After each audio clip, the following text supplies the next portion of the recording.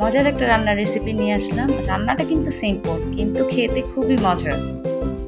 তাহলে চলুন দেখা যাক রান্নার রেসিপিটা। প্রথমেই ছড়াগুলো ভালো করে ধুয়ে আমি চুলায় বসিয়ে দিলাম, মানে সিদ্ধ করতে হবে। যতক্ষণ সিদ্ধ না হচ্ছে ততক্ষণ পর্যন্ত সিদ্ধ করতে হবে। তো সিদ্ধ করার পরে এই ছেঁকে নিলাম। ছোলানো হয়ে যাওয়ার পর আমি ব্লেন্ড করে ফেললাম।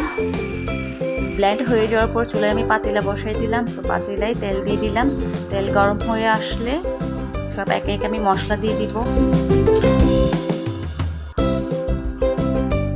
প্রথমে তো পেঁয়াজ দিলাম, পেঁয়াজের সাথে শুকনো মরিচও দিয়ে দিলাম।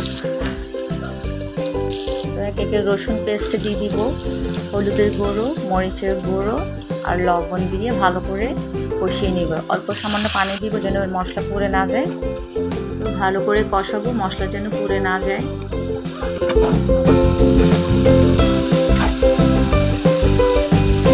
ভালো করে কষানোর পর এই ব্লেন্ডার করে ছড়ার পেস্টে আমি ঢেলে দিব।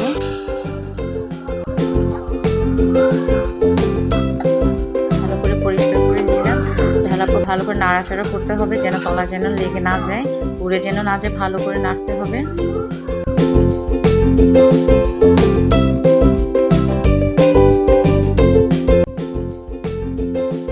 ঢাকনা ওঠা আর একটু ভালো করে নাড়াচাড়া করে দিব যেন তলা যেন পুড়ে না যায়, সেটা খেয়াল করতে হবে। তলা যেন পুড়ে না যায়, একটু পর পর নাড়াচাড়া করতে হবে। আর আমি অবশেষে সম্পূর্ণ পানি ঢেলে দিলাম, যতটুকু প্রয়োজন হয় ততটুকু ঢেলে দিলাম।